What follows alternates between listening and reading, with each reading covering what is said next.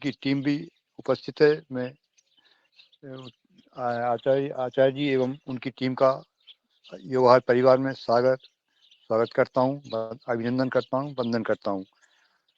आचार्य जी से निवेदन है कि वो अपना उद्बोधन आरंभ करें। सादर स्वागत, वंदन, अभिनंदन।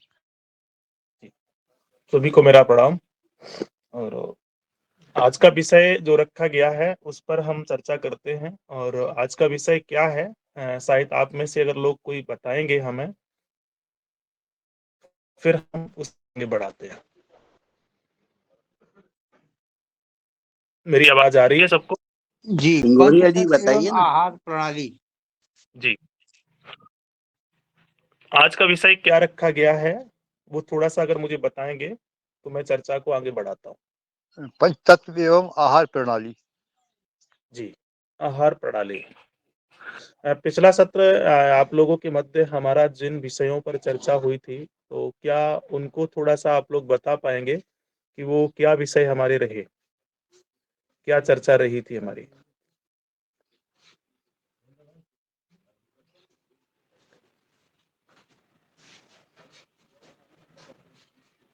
याद नहीं है शायद। मेरी आवाज आ रही है ना सबको? आ रही है, आ रही है। पिछली चर्चा हमारी हुई थी पंचतत्व के संदर्भ में। वो चर्चा को अगर कोई आप में से सज्जन रखेंगे तो हम आगे बढ़ने में मुझे सहजता होगी।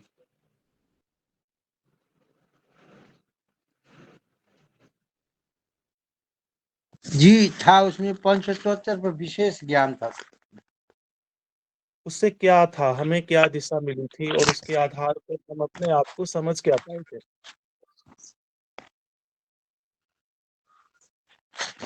ठीक है, शायद तो मैं मानता हूँ कमलेश भाई कि वहां पर इतना लोगों ने ध्यान नहीं दिया, क्योंकि ये अर्थ युग है और यहाँ से ये प्रामाणिकता मिलती है। जी ओम। ये अर्थ युग क्यों है? ओ सर, हम लोगों ने जो पंच तत्व, जो हमारी बिगड़ी हुई जो व्यवस्था है, उससे हम अपने पंच तत्व को कैसे ठीक कर सकते हैं, इसके संबंध में हमारी चर्चा हुई थी। दिन दशा और जलवायु के अनुसार अर्थ, कर्म, काम, मोक्ष, इस पर आपने विचार किया था।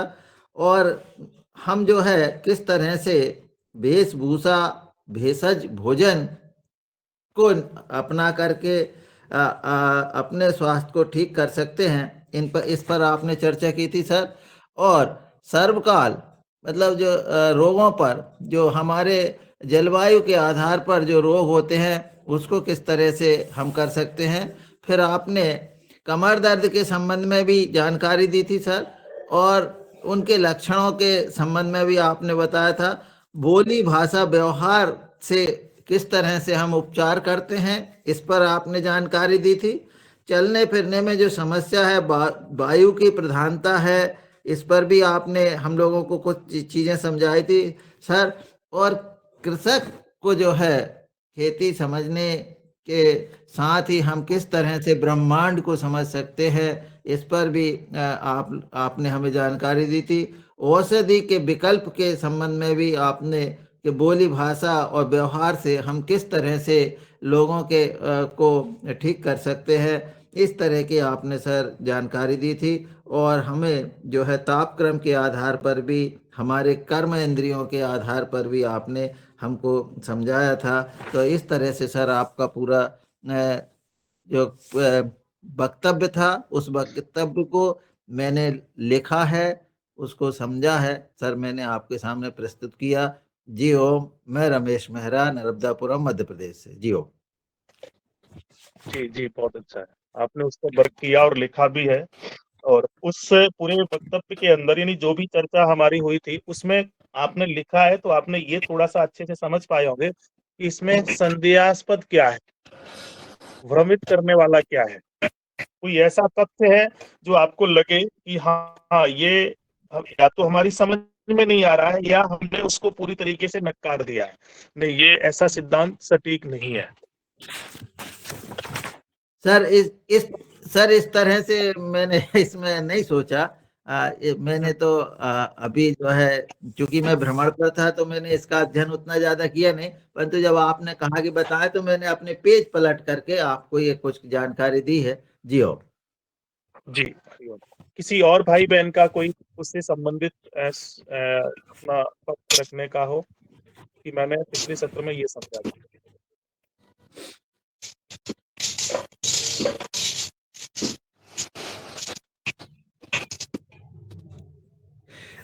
बहुत सारे माइक खुले हुए हैं, तो पहले तो माइक बंद करें और जिनको भी बोलना है वो हैंड रेज करे तो ज्यादा अच्छा रहेगा।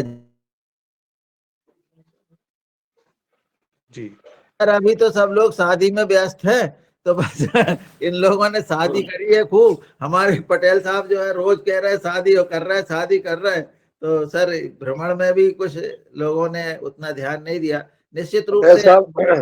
पटेल साहब की शादी हो गई मेहरा जी, आपको पता नहीं है, बच्चे भी है उनके। तो शादी में व्यस्त है भाई, अभी मेहमानी में जा रहे हो, ये ऐसी बात मत। मेहमानी जा रहे हैं, ऐसा बोलो ना। हाँ। दूसरा,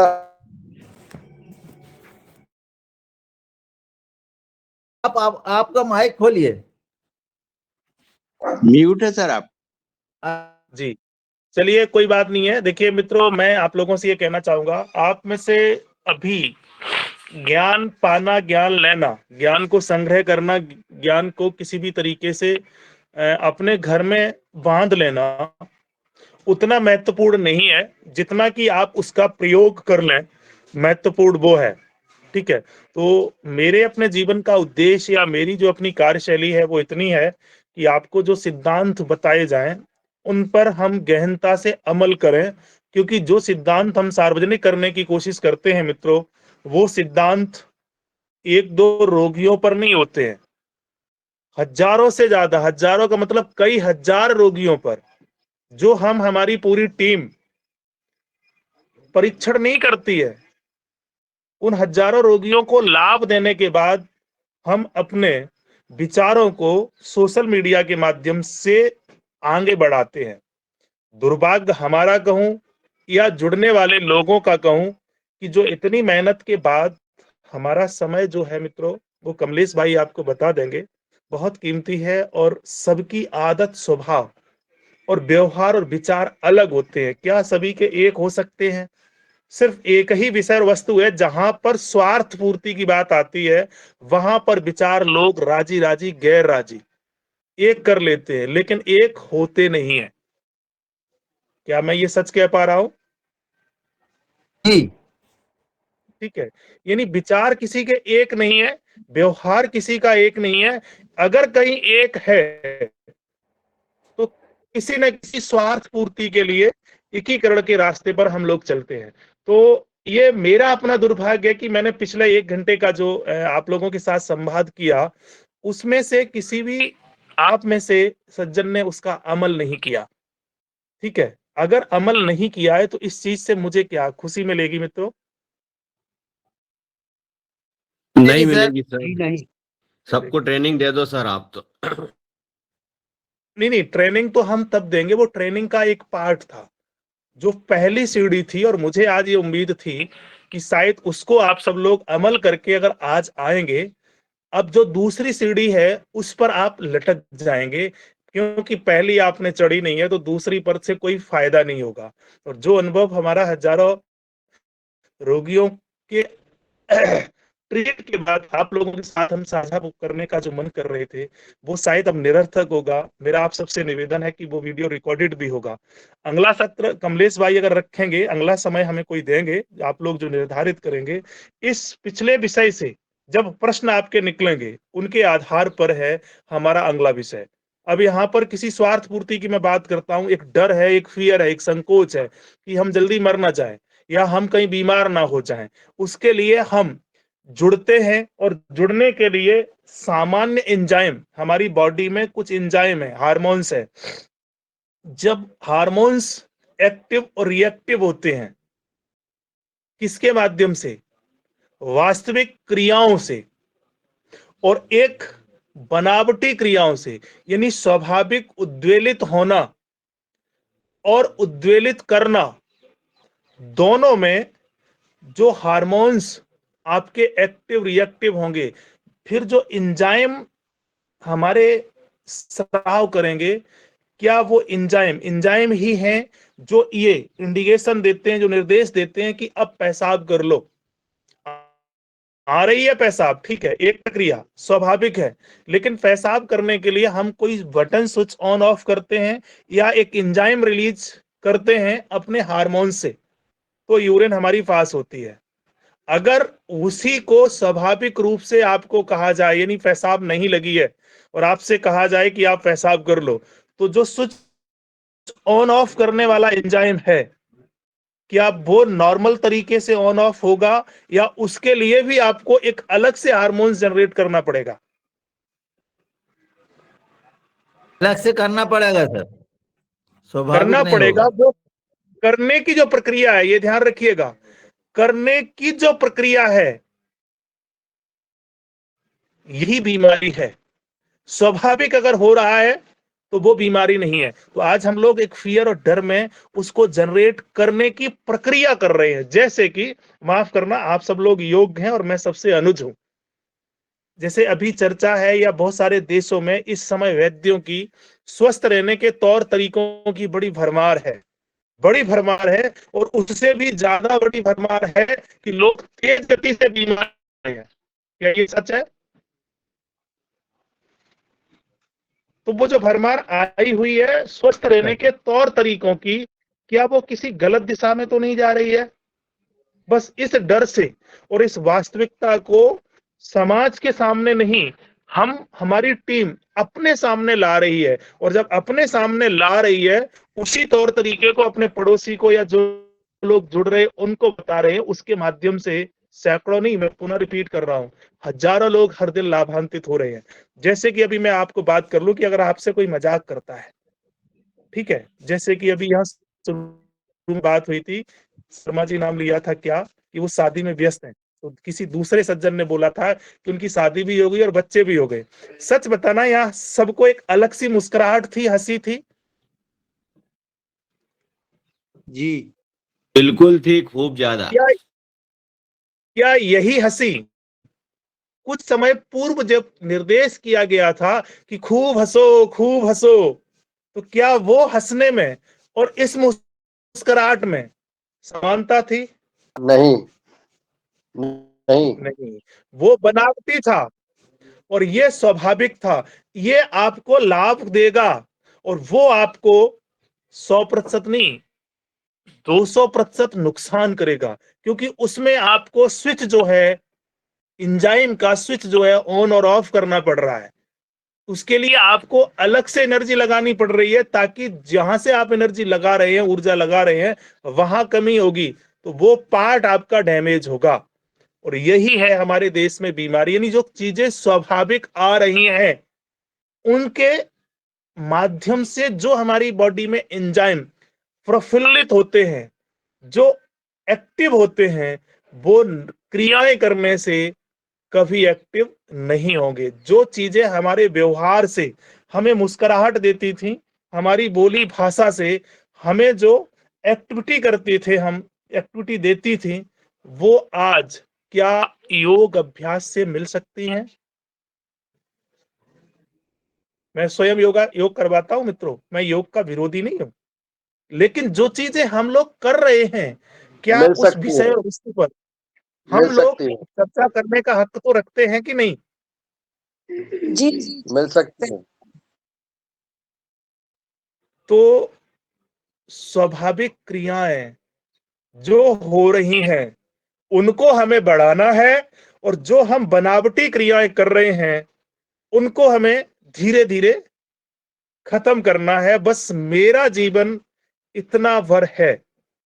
अगर हम बनावटी तौर से हंसेंगे, और मुझे कोई प्रॉब्लम नहीं, आपको पता है कि जिन लोगों को सर्वाइकल होता है ना, उनमें से कुछ लोग हाथ को ऐसे दबाते हैं, यूं, कुछ लोग यूं रखते हैं तो उन्हें आराम आता है, ठीक है, और कुछ लोग ऐसा करके रखते हैं तो उन्हें आराम आता है। कुछ लोग उसको पीछे रखते हैं या उसके बल लेट जाते हैं। सर्वाइकल है इन सभी 5 पेशेंटों को, 6 पेशेंटों को, लेकिन उनकी जो क्रिया है क्या एक है? नहीं है ना, अलग अलग है। किसी को पेट में दर्द है तो उल्टा लेटता है, किसी को पेट में दर्द है तो वो घुटनों को पेट में लगाता है, किसी को पेट में दर्द है पैर सीधा कर देता है।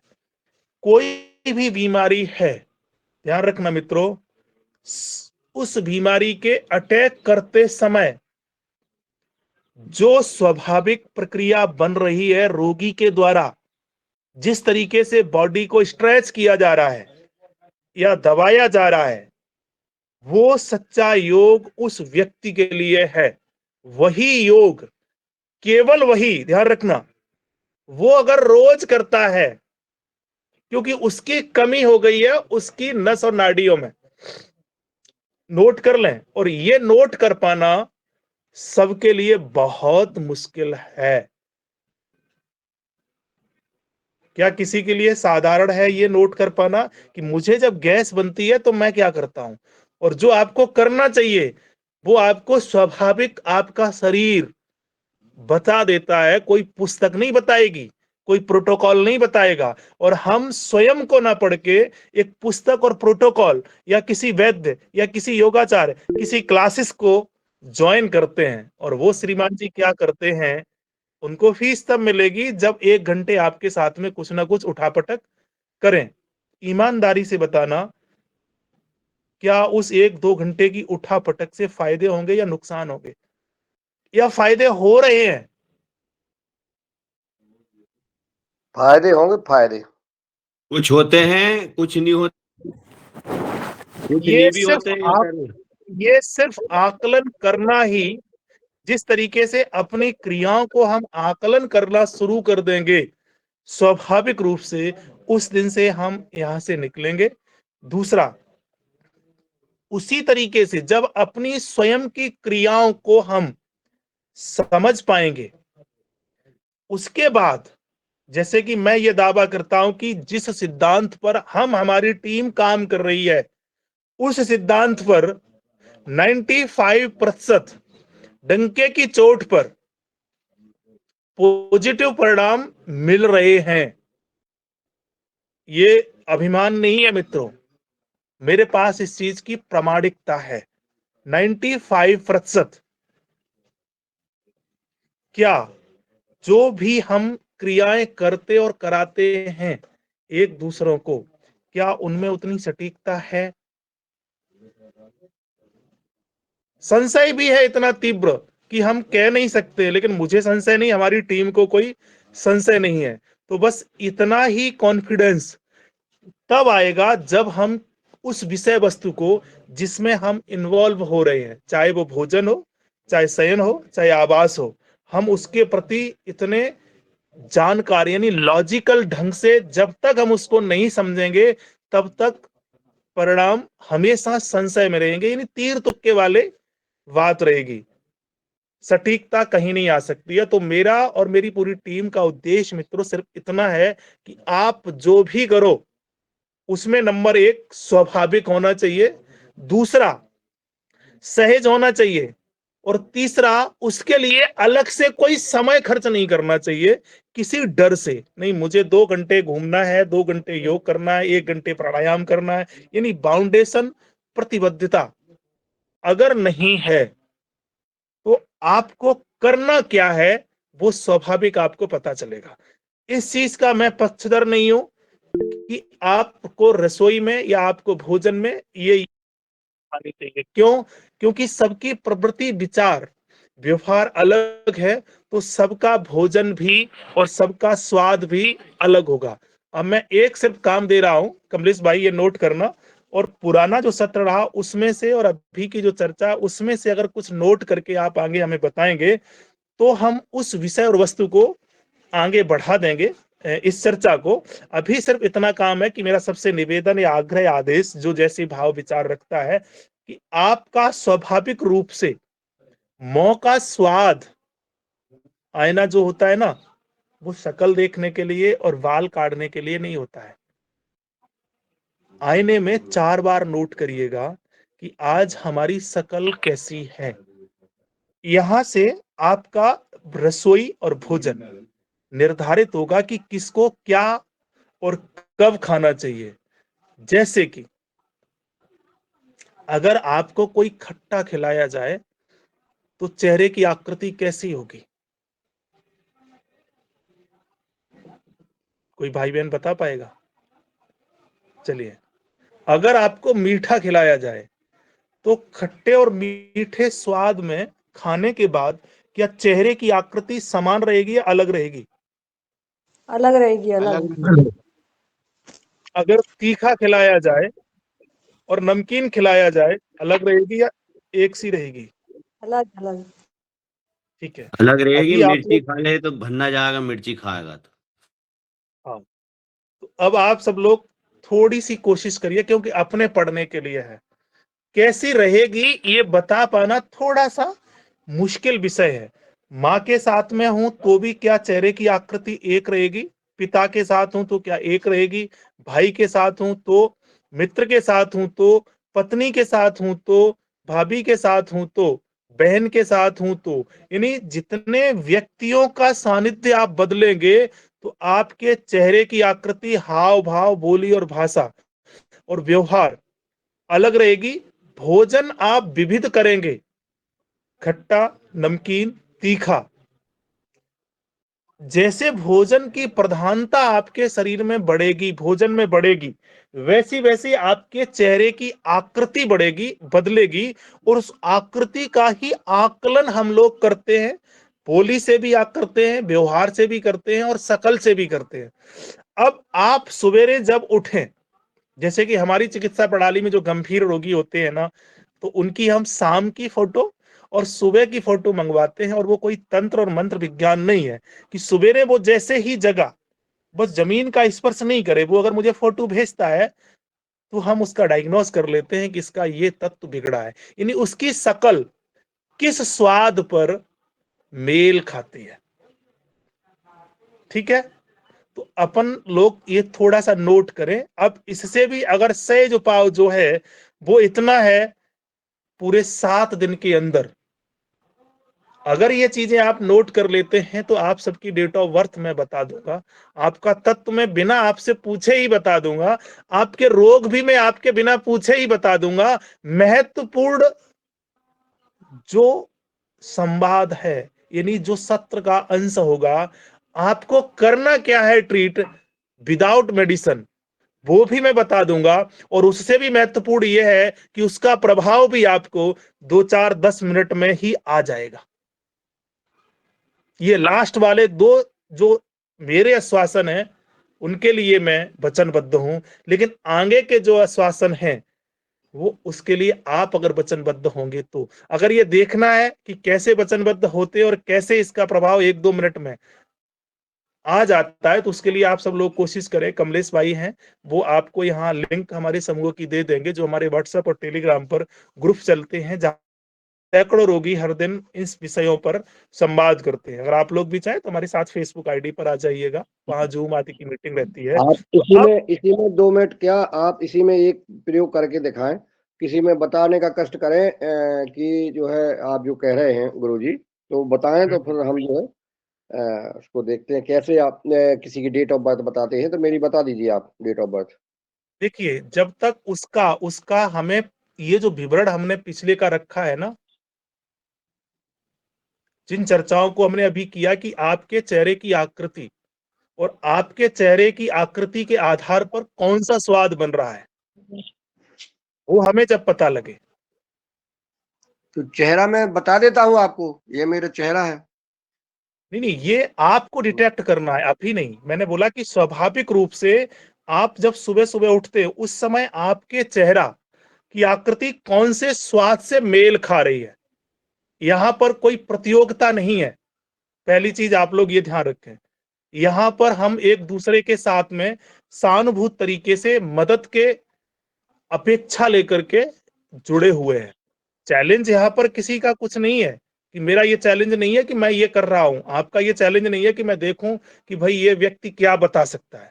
क्योंकि जहां पर इस तरीके की अपेक्षाएं, उम्मीदें होती हैं, वो उम्मीदों का निचोड़ जो होता है ना, वो अच्छा नहीं होता है। अगर आप ये चाह रहे हैं तो थोड़ा सा धैर्य रखें, इन तत्वों को थोड़ा सा समझने की, तथ्यों को प्रयास करें और मेरा प्रयास इसमें ये नहीं है कि आप सब लोग जो क्रियाएं कर रहे हैं उनको बंद करके मेरी क्रियाएं करें। मेरा सिर्फ उद्देश्य इतना है कि जो क्रियाएं स्वाभाविक हैं उनको आप करें।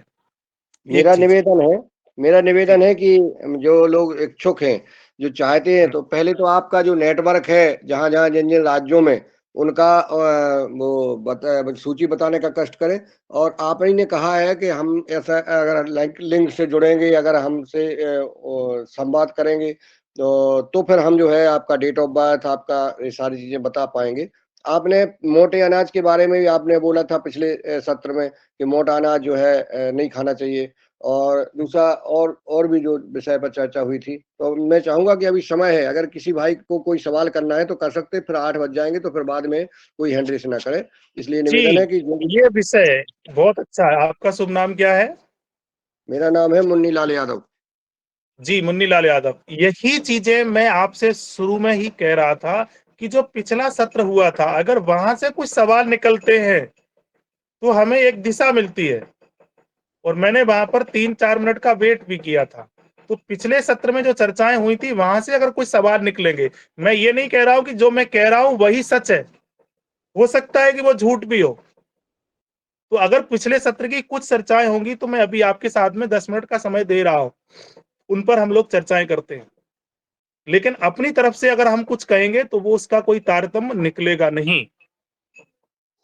जी, कल्पना बहन जी अपना क्वेश्चन रखें। जी जी, दादाजी ने बोला था कि फोटो खींच के भेजेंगे सुबह, तो जमीन पे बिना पैर रखे फोटो खींचना है, बिस्तर पे ही। बहन जी, और स्वाद का जो हमारी पेन समझ लीजिए, जो अभी मुन्नी लाल यादव जी ने जो रखा पिछले सत्र का विषय कि मोटे अनाजों पर भी आपने कुछ चर्चाएं की थी, आज का जी आप जी नोट कर लो। ये हम अगले सत्र में रखेंगे। जो अभी तक बताया है पिछले सत्र से संबंधित अगर कोई सवाल है उनको रखेंगे तो हम उस पर चर्चा करेंगे, क्योंकि हम उसके लिए मन बना के आए हैं। जी, होता है कुमार ना ठीक बब्बन है। कि जी। हम कुछ सोच के गए थे और वहां कुछ और निकला तो अलग होगा। तो हम कुमार अभी बब्बन उसका जी। मन बना के आए हैं। जी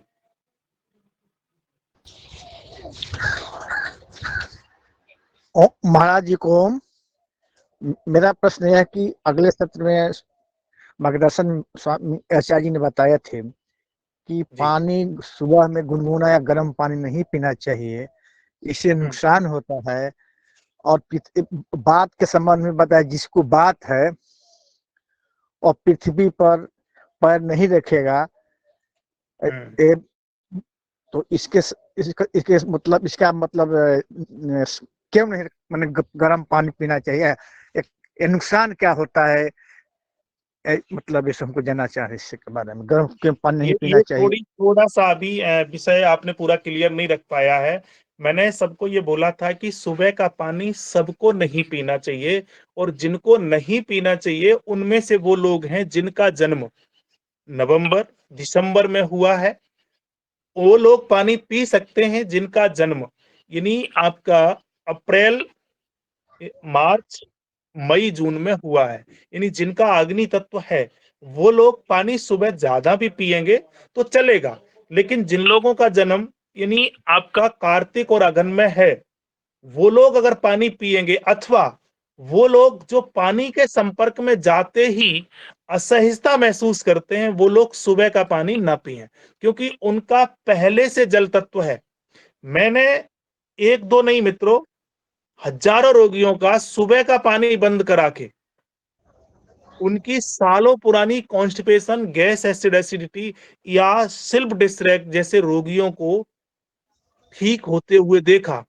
और हजारों रोगी ऐसे भी हैं जिनको सुबह का पानी पिला के हमने ठीक किया। उनमें से एक अग्नि तत्व है और दूसरा जल तत्व है। तो ये जो संयोग है ये हम सिर्फ बनाते हैं, बदलते कुछ नहीं है। तो आपका तत्व क्या है, उस तत्व के निर्णायक स्थिति में दो चीजें हैं कि एक तो अपने आप को ये नोट करो कि मुझे या मेरे चेहरे का आकृति जो है वो किस स्वाद से मेल खा रही है, और जो स्वाद है वो हमारा कौन से तत्व से मेल खा रहा है। जैसे कि जिन लोगों के चेहरे का स्वाद मुंह का स्वाद कड़वा है, कड़वा और खट्टा दोनों में थोड़ा सा अंतर है। कड़वा है, वो लोग वायु तत्व प्रधान होते हैं। वायु तत्व प्रधान वाले व्यक्ति को सीधी हवा में कभी नहीं बैठना चाहिए, यानी ऐसी गति नहीं करना चाहिए जहां से उसको हवा मिले। खट्टा नहीं खाना चाहिए, हरा नहीं खाना चाहिए, छोटे बच्चों के साथ नहीं खेलना चाहिए। पार्क में जहां पर बहुत ज्यादा हरियाली हो, वहां पर अगर वो टहलेगा तो उसको असाध्य रोग पैदा होंगे। अब ऐसा व्यक्ति स्वाभाविक रूप से उसका खट्टा ही हो रहा है, पूरे दिन रह रहा है, यानी प्रधानता खट्टे की है, तो ऐसे जातक का जन्म पूस और माघ के महीने में होता है, अथवा रात्रि 11 बजे से लेकर के और 3 बजे के मध्य होता है, अगर स्वाभाविक है तो। अगर उसने कुछ खा लिया, आज ही खट्टा हो गया, आज ही कड़वा हो गया। बहुत सारे लोगों का आपने देखा होगा, उनके मुंह में कुछ साबुन सा घोरा रहता है, कुछ झाग से आते रहते हैं। अब आज का जो विषय है रसोई से संबंधित, भोजन से, तो मैं इसी पर चर्चा कर रहा हूं कि जिन लोगों के मुंह में स्वाद खट्टा आ रहा है। जी प्रश्न थोड़ा महाराज जी है, जैसे हम आपने कहा था जन्म के बारे में, जैसे मान लीजिए हम ही मेरा जन्म तिथि एक्चुअल में कुछ है और डेट ऑफ बर्थ पेपर के अनुसार कुछ है, और एक्चुअल जन्म तिथि मुझे पता ही नहीं चलेगा, क्योंकि पहले के जन्म में माता पिता जी उतने जन्म के बारे में उतने उनकी गहरी पैठ नहीं थी कि जन्म नोट कर लें, या हम लोगों के पास जन्म कुंडली वगैरह नहीं बनता है, वो कैसे पता चला कि जन्म कब हुआ है आपको? उसके लिए हम वहां तक पहुंचने के लिए प्रयास कर रहे हैं, और प्रयास कहीं तक हमारा सफल नहीं है, उसके आधार पर हम परिणाम भी ला रहे हैं। एक फॉर्म होगा, कमलेश भाई हैं इस समूह में हमारे टीम के, वो आपको यहाँ पर फॉर्म भरेंगे, भेज देंगे। उस फॉर्म को आप सब लोग गंभीरता से, चैलेंज के भाव विचार से नहीं, अगर आप सहजता से रख पाएंगे तो ये आपको निकल के आ जाएगा कि आपका जन्म इस माह है और इस समय है। जी बहुत अच्छा। अब रमेश दादू जी को बुलाता हूँ, उनका हैंड रेज है। जी हो। मेरा जो प्रश्न था वो प्रश्न जो हमारी कल्पना बहन जी है उन्होंने कर दिया, तो जो सर बता रहे हैं इसको ही कंटिन्यू करें। जी हो। तो जो अभी तक चर्चाएं हुई हैं, मेरा सबसे आग्रह और भादु में निवेदन जो रहेगा, पैदा हुआ वो उसको क्या करना चाहिए? भादु में जो पैदा हुआ वो रात को 12 बजे भादु। देखिए मित्रों, मेरा सभी से पहला निवेदन ये है कि ये समूह जो है, आप सब लोग एक कर्मठ व्यक्ति हैं, समय का पालन करने वाले हैं। अगर क्रमबद्ध तरीके से सब लोग चलेंगे तो ये ध्यान रखिएगा कि जो हम जिस माध्यम से परिणाम ला रहे हैं, भले ही आपके साथ में संवाद मेरा 8 दिन में हो, 6 दिन में हो, 15 दिन में हो, लेकिन हम क्रम से अगर चलेंगे तो जो हमारा सिद्धांत है, जिसके माध्यम से हम हजारों रोगियों पर परिणाम ला रहे हैं, वो हम पूरा यहाँ आपको निःशुल्क ही बता देंगे। ठीक है? 12 महीने में, अब यहाँ पर मैं बात करता हूं भाद्रपद माह में जिनका जन्म हुआ है।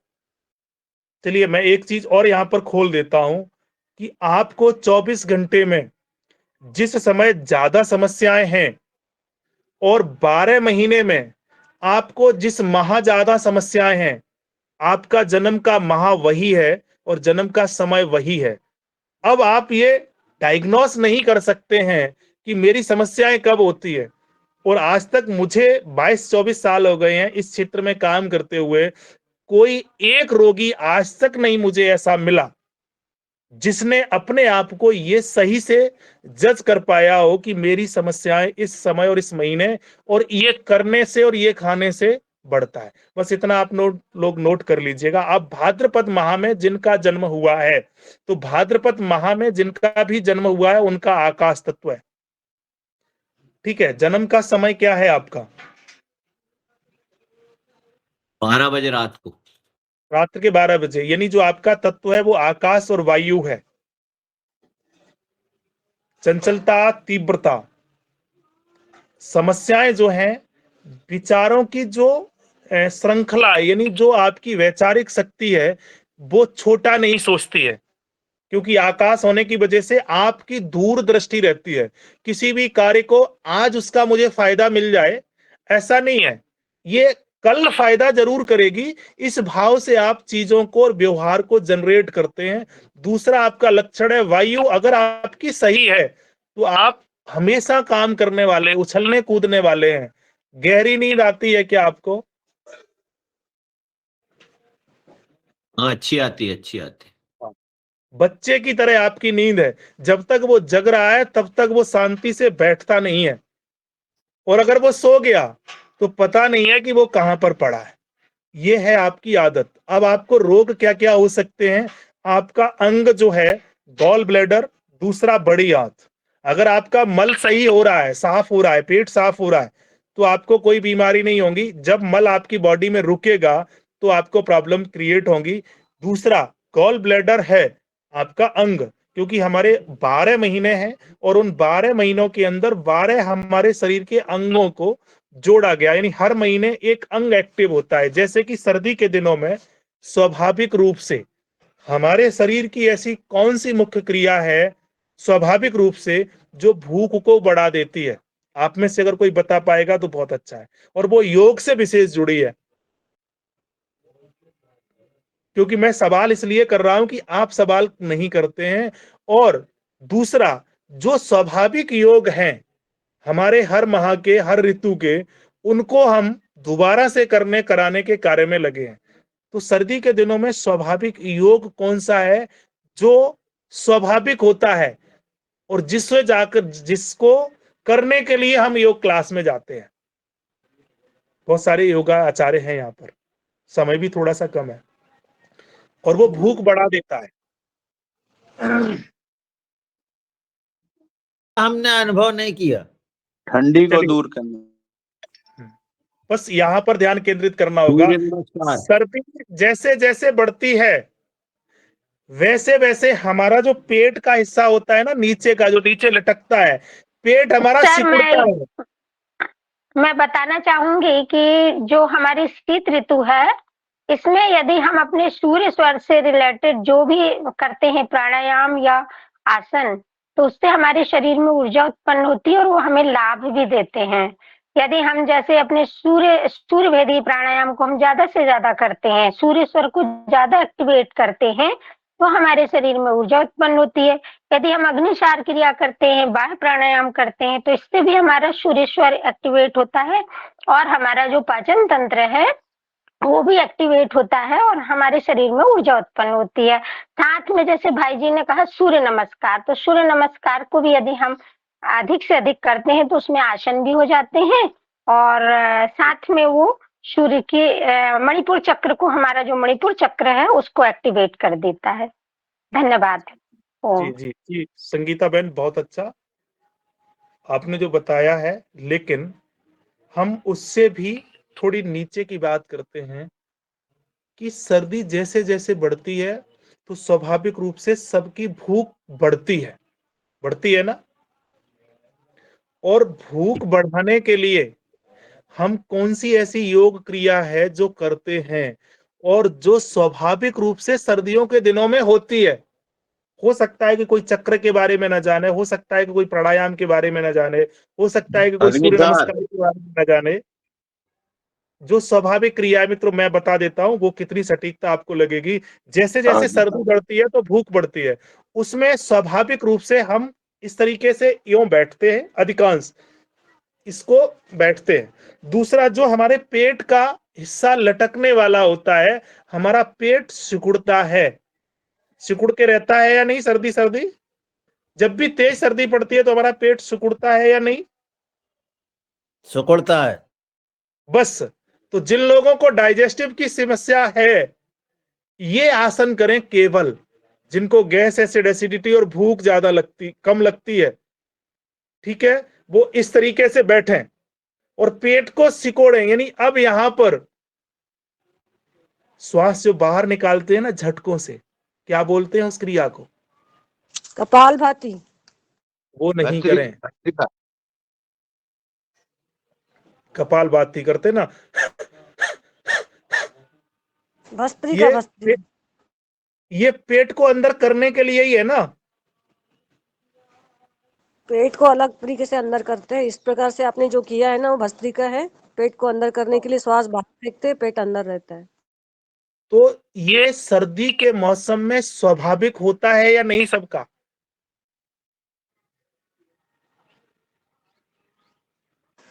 कुछ विसंगतियां लग रही है आप जो कुछ बता रहे कुछ हैं। का होता है अलग। कुछ कुछ का नहीं, अधिकांश लोगों का, जो लोग पढ़े लिखे नहीं है, जो लोग प्रोटोकॉल में नहीं बंधे हुए हैं, अधिकांश लोगों का पेट सर्दी में सिकुड़ के रहता है। थोड़ा सा आकलन डॉक्टर करें, किशोर हो दुबे जी सकता का है कि सवाल मेरा है। तथ्य, हो सकता डॉक्टर है किशोर दुबे मेरा जी। तथ्य सटीक ना हो, लेकिन जिन लोगों को भूख कम है और जिन लोगों को पेशाब कम है, यूरिन से रिलेटेड जिनको समस्याएं हैं, उनको मैं सिर्फ इतना करवाता हूं कि आप कुछ मत करियो, पेट की श्वास थोड़ी सी बाहर निकालो और पेट को पूरे दिन सिकोड़ के रखो, जैसा हम सर्दी में रखते हैं।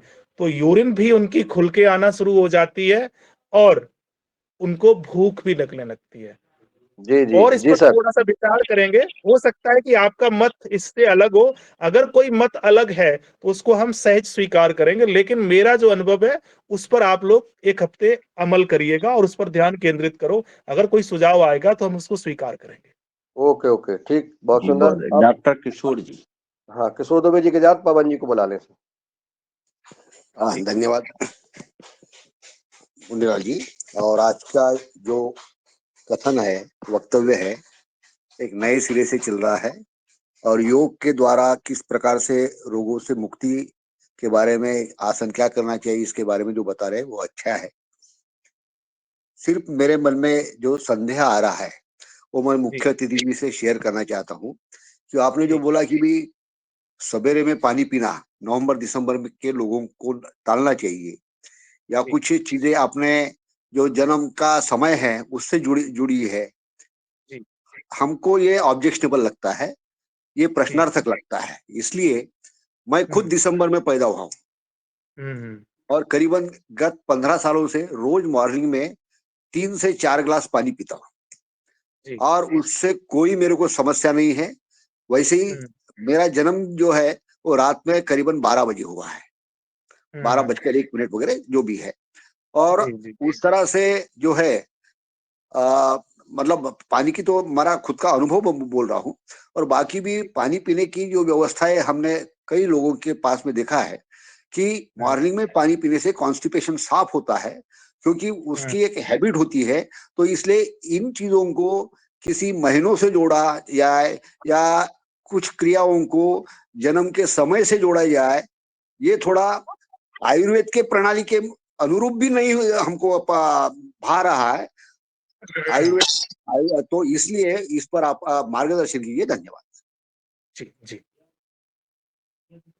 देखिए, सबका, मैंने शुरू में बोला कि सबका मन, भाव, विचार और व्यवहार भिन्न है, ठीक है, और मेरा भी भिन्न है और आपका भी भिन्न है, और ये सिद्धांत आयुर्वेद प्रक्रियाओं से अलग है। ये जो कह रहे हैं या जिनका भी ऐसा मंतव्य है, आयुर्वेद हमारा ऋतुओं पर निर्धारित है, और आपको ये सबको ज्ञात होना चाहिए कि ऋतु के आधार पर हमारे देश में अलग अलग व्यवहार होते थे और अलग अलग विचारों की स्वाभाविक रूप से प्रधानता भी होती है, और अलग अलग ऋतुओं के आधार पर भोजन भी होता है। हर ऋतु में हम सब कुछ नहीं खा सकते हैं, और जो ऋतु का प्रधान भोजन है वो सबको अच्छा भी नहीं लगता है। तो इस विषय के लिए मैं आप सब लोगों से चाहता हूं कि एक अगर हम क्रम बनाएं, जैसे कि हमारा अपना जो विचार है, अगर उसको हम थोड़ा सा नोट करके और लिखेंगे और लिखने के क्रम को थोड़ा सा हम आगे बढ़ाएंगे, एक सत्र जैसा सिर्फ उसी पर हम चर्चा करेंगे, तो ज्यादा अच्छा रहेगा। क्योंकि वो सटीकता हम जब रख पाएंगे किसी एक ऋतु की, एक ऋतु के गुण धर्म और लक्षणों की, तो एक दिशा होगी। दूसरा, जब हम सीधे किसी बीमारी पर बात करेंगे तो एक दूसरी दिशा होगी। सीधा अगर हम किसी क्रिया और व्यवहार पर चर्चा करेंगे तो एक तीसरी दिशा होती है। तो मैं समूह संचालकों से ये निवेदन करूंगा, एक दिशा को तय कर लें। जब भी आपको संवाद करना हो तो एक विषय को चयन कर लें, उस पर हम केवल संवाद करेंगे तो ज्यादा अच्छा रहेगा। जी, बहुत सुंदर। क्योंकि आधा आदरणीय अधूरा ज्ञान जो होता है ना, वो जी, थोड़ा जी। सा अच्छा नहीं होता है। आदरणीय जी, पवन जी। सिंह, हाँ, अतिथि जी, हाँ, मेरा सुझाव था कि पानी पीने, सवेरे गर्म पानी पीना और कॉन्स्टिपेशन, इसी पर चर्चा हो जाए। इसमें अलग अलग महीनों में जन्मे हुए कई लोग मिल जाएंगे, और कॉन्स्टिपेशन की एक कॉमन समस्या है, और गर्म पानी सवेरे पीने की भी ये आदत आम लोगों में है। इसी पर चर्चा हो जाए ताकि उसका महीने से जोड़ना सार्थक है या नहीं, इस पर बात हो जाएगी। धन्यवाद। ठीक है, उसके लिए मेरे लिए 2 सुझाव हैं। कमलेश भाई, एक बार तो जो टेलीग्राम ग्रुप हम लोगों का चलता है और उसमें एक बार इनकी लिंक इनका दे दीजिएगा, और वहां जी से गुरु कुछ जी, मैंने ऐसे अनुभव वहां से कमलेश भाई, ये आपकी ड्यूटी है कि ऐसे अनुभव कुछ लोगों के और उनके कांटेक्ट नंबर भी आप नहीं, साझा करने की गुरुजी, कोशिश करें। सुनिए गुरुजी सुनिए, आप मेरा निवेदन सुन लीजिए, फिर मैं बता दूं क्या होता है। जो भी हमारा ग्रुप जुड़ा हुआ है या जो योगाहार कार्यक्रम चल रहा है, हम आपको सारी चीजें एक दूसरे से मिलेंगे, बात करेंगे, लिंक देंगे, नंबर देंगे। आप पहले अपना जो है, जो नेटवर्क है, वहाँ जो हमारे पास के, जैसे मान लो मध्य प्रदेश का हूँ मैं, मध्य प्रदेश में आपके कहाँ जो है कांटेक्ट हैं, वहाँ हम उनसे संपर्क कर सकते हैं, रूबरू बैठ सकते हैं, देखें उनको, उनसे मिलें। ऐसे ही अन्य अन्य राज्यों में, उत्तर प्रदेश है, उत्तराखंड है, या कहीं इन राज्यों में आपका नेटवर्क है। दूसरा, आपका जितने जो लाभार्थी हुए हैं, आपने कहा हजारों को लाभ मिला है, तो उनसे भी हम आपस में उस राज्य में मिलना चाहेंगे, तब हम आपसे मिलेंगे। नहीं तो आपने कहा कि टेलीकॉम दे दो, नंबर दे दो, तो ये थोड़ी सी हमें ये लग रहा है कि पहले हम उनको जाने तो किसी के बारे में, तब तो है। नहीं तो क्योंकि जो विरोधाभास की बातें हो रही हैं लगातार, गर्म पानी नहीं पीना, मोटे अनाज नहीं खाना, संत जो है आज के संत सही नहीं है, ये तमाम कई ऐसे मुद्दे हैं कि जिन पे एक हम पहले आपको समझे तो। जी जी, देखिए उसका जो तरीका मैं आपको बता रहा हूँ, वहां पर पूरी कांटेक्ट लिस्ट है हमारी, पूरी कांटेक्ट लिस्ट है जो पूरे देश में है, और जो लोग इस सिद्धांत पर काम कर रहे हैं उनका पूरा ही कांटेक्ट लिस्ट है। ठीक है, और कोशिश करिए कमलेश भाई, जो मध्य प्रदेश के जितने भी हमारे कार्यकर्ता हैं उनका ही पर्सनल दीजिएगा, समूह का कोई लिंक साझा न करें।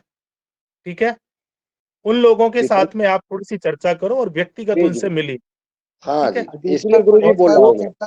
आप आप में से जो लोग भी जिस राज्य का कार्यकर्ता का संपर्क चाहते हैं, तो आप अगर इस समूह में लिखेंगे तो कमलेश भाई है हमारी टीम के माध्यम से, तो कमलेश भाई उन राज्यों के कार्यकर्ताओं के नंबर, या जो भी वहाँ चिकित्सक हैं जिन लोगों ने इस पूरे सिद्धांत को पढ़ा है, तो वो नंबर उन लोगों को उन राज्य के आप दे दीजिएगा।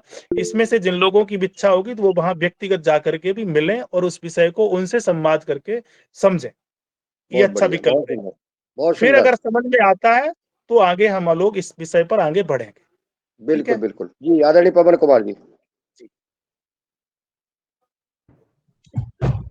जी नमस्कार। आज के मुख्य वक्ता का बहुत अभिनंदन है, बहुत अच्छी संवाद हमारा हो रहा है, और ये वाकई में विचारों का आदान प्रदान का, अनुभवों के आदान प्रदान करने का एक मंच है योगाहार। खुले मन से हम बातचीत करें, चर्चा करें। मेरे मन में भी बहुत सारे प्रश्न हैं, और मेरा जो प्रश्न है, सर्वप्रथम कुछ विषय पर तो बातचीत हो गई है, जैसे नंबरों का आदान प्रदान करना, क्योंकि जब तक के मैंने ये अनुभव किया, हमें इस कार्यक्रम को चलाते हुए अब काफी समय हो गया है। कई बार चीजों को ना बार बार रिपीट करना पड़ता है, बार बार उसी चीज को अलग दृष्टिकोण से देखने की जरूरत पड़ती है, तब हमें और ज्यादा क्लैरिटी आती है। ये बहुत ही कम हुआ है कि एक ही सेशन में या 2 सेशन में कोई चीज को सभी लोग समान रूप से समझ पाए हों, क्योंकि सबके समझने की, सीखने की और विचारों को लेने की, एक्सेप्ट करने की भी अलग-अलग श्रेणियां हैं, और सबके अलग-अलग तरीके हैं उस चीजों को करने के लिए। तो मेरे मन में जो प्रश्न है वो ये था कि हम सरल से कठिन की तरफ बढ़े। जो सरल चीजें हैं, जिसके अच्छे क्विक रिजल्ट्स आ सकते हैं, उसको हम अपने आप को, जीवन को समझने के लिए हम करने का प्रयास करें। और उसके कई सारे आपके ढांचा बना हुआ है। जैसे आपने कहा कि जन्म जब होगा तो उसका एक फ्रेमवर्क बना हुआ है कि इस समय से इतना तक ये व्यक्ति अगर ऐसा होगा तो इसमें संभावना ये रहेगी कि ये तत्व इसका है, तो इसकी वजह से ऐसा ऐसा कुछ हो रहा होगा। तो ऐसे अगर कुछ क्राइटेरिया हमारे बनते हैं जिसके आधार पर हम मनुष्य का वर्गीकरण करें, चाहे आपके जन्म के आधार पर या उसके तत्व के आधार पर, और उसको एक सरल रूप से दे दें, इसके कागज में लिख करके दे दें, तो मुझे एक लेमैन के रूप में इसको अपने आप को समझने में और अपने आप का आत्म विश्लेषण करने के लिए मुझे आसानी होगी। अभी मुझे लग रहा है कि क्राइटेरिया बहुत सारे हो रहे हैं और इसको जी मैं समझ नहीं पा रहा हूँ। मेरा केवल अनुरोध ये है कि इसको बड़ा सिंपलीफाई अगर इसको करते हैं, सरलीकृत करते हैं, जो फंडामेंटल चीजें हैं, जी जो जी बेसिक चीजें हैं, उसके आधार पर फिर हम कठिन चीजों की तरफ जाते हुए अपने आत्म मूल्यांकन करने पर हमें बहुत ज्यादा मदद मिल जाएगी। और अपना उपचार करने के लिए अपना जीवन सुखी करना, ये एक प्रमुख उद्देश्य है सारे चीजों का जो हम कर रहे हैं। अपना जी जीवन अपने स्वास्थ्य को करने के लिए, उसे करने के लिए हमें बहुत मदद मिलेगी और इसके लिए हम आपके बहुत-बहुत आभारी रहेंगे। जी, धन्यवाद। जी जी, बहुत अच्छा पवन भाई, जो आपने कहा है यही मेरा मंतव्य है। और आप सब लोगों ने पिछली बार भी मैंने कई बार लास्ट में भी एक निवेदन किया था कि मेरा सबसे निवेदन है कि अभी जो हमारी चर्चा हुई है, एक तो उससे संबंधित हम सवालों को लिखेंगे, और जो चर्चा हुई है उसमें से मैं पुनः फिर रिपीट करता हूं कि सारे मत मेरे अच्छे और सही नहीं हो सकते हैं, मैं ये स्वीकार करता हूं मित्रों। लेकिन अगर इसमें से आप कुछ प्रश्न निकालेंगे और एक हमें दिशा दे देंगे कि हमें इस पर आगे बढ़ना है, वो भी तब जब प्रश्नों के आधार पर, चाहे वो मोटे अनाजों की बात हो, देश के साधु संतों की बात हो, देश के भोजन की बात हो, कोई एक विषय प्रश्नों का हमें अगर आप बना के दे देंगे, हम सिर्फ वहीं तक रहेंगे। और ये सत्र में हम इसीलिए जुड़े थे कि पिछला सत्र का कुछ प्रश्न बनेंगे, उसके आधार पर एक हमें दिशा मिलेगी। और दिशा शून्य व्यक्तित्व जो होता है, वो पवन भाई भटकता ही है। तो मैं नहीं चाहता हूं कि हमारे साथ आप भी भटके। अगला सत्र जब रहेगा तो एक दिशा को बना करके हम आगे बढ़े, हमें एक लिस्ट मिल जाएगी, बहुत अच्छा रहेगा, हम उसको क्रम से उठाते चलेंगे।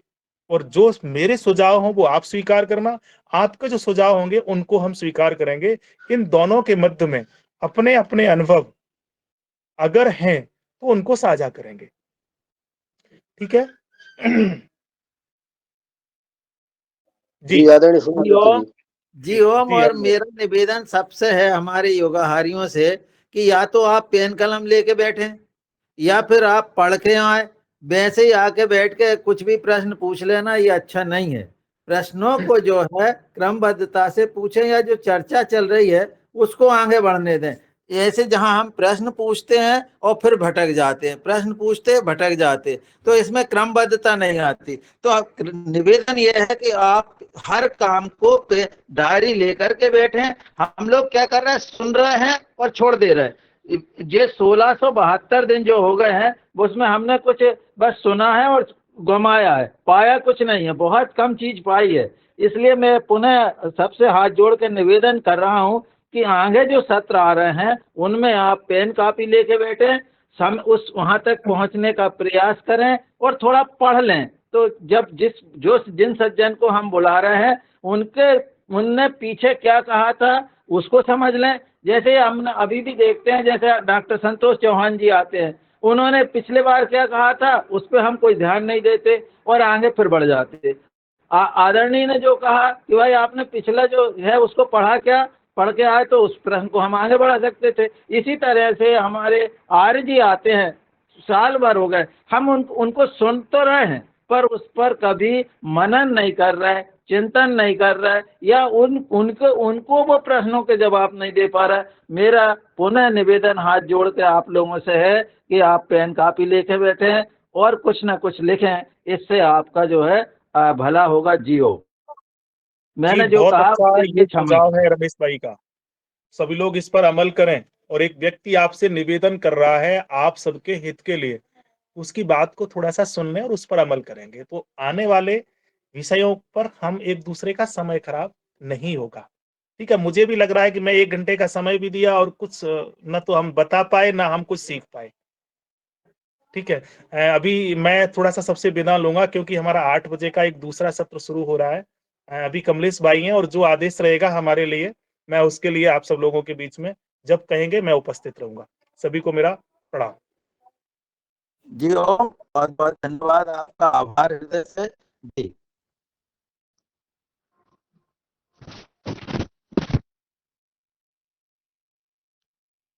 आज की योगाहार कार्यक्रम आदरणीय संगीता बहन जी ने बहुत ही अच्छी उत्कृष्टता से योग कराया। दूसरे सत्र में आदरणीय हमारे आचार्य जी ने अपना मार्गदर्शन प्रदान किया। हमारे जो इस योगाहार कार्यक्रम में जुड़े सभी भाई बहनों का आभार ज्ञापित करते हैं, वंदन और नमन करते हैं। उन्हें सहभागिता करके और इस विषय को समझा, सवाल किए और उनको जाना। और कल सुबह 5:30 बजे फिर मिलते हैं। और मेरे विचार पर आप लोगों की क्या टिप्पणी है, इस पर भी थोड़ा सा यदि आप कहेंगे तो ज्यादा अच्छा रहेगा, क्योंकि मैंने तो अपने उसमें कह दिया। जी क्या क्या क्या मेहरा जी क्या बोले? नहीं है तो फिर आप क्या बताएंगे? अरे आपकी आवाज कट रही है प्रभु, आपकी आवाज कट रही है। एक तो आप जो है जब बोलते हैं ना तो डांटते हैं आप। मैं मान ही रहा हूँ मैं। जी जी सर, हाँ शेयर किया हुआ है, ये अभी खुल नहीं रहा है, मैं खोल नहीं पा रहा हूँ उसको। तो मेरा अनुरोध रहेगा, इसको जो ग्रुप है हमारा कोर ग्रुप है उसमें ये लिंक को शेयर कर दें, क्योंकि मैं इसको अपने उसमें से मोबाइल से नहीं खुल पा रहे हैं। 2-3 लिंक्स हैं उसके, तो उसमें शेयर कर लेंगे तो आसानी से उसको खोल पाएंगे। जी जी धन्यवाद। सर, जी जी मैं करता हूँ सर लिंक शेयर। शेयर कैसे होगा?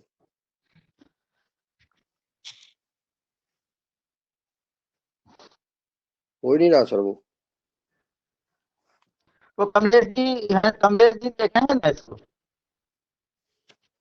चलिए मैं लिंक आपको शेयर करता हूँ, आप तो आपके ग्रुप में मिल जाएगा आपको। जी जी। और आदरणीय कमलेश जी वो भी लिंक शेयर कर दें जो गुरुजी ने बोला है, सभी राज्यों के आपके कांटेक्ट हाँ, जहाँ हैं, जहाँ वो संपर्क है। है और उनके एक आपके ग्रुप में अपन एक फॉर्म डालते हैं जिसमें आपका जो प्रश्न है, वक्तव्य है, वो आप उसमें रखेंगे ताकि कि हम उसको क्रमबद्ध हम ले सकें। जी जी बहुत अच्छा।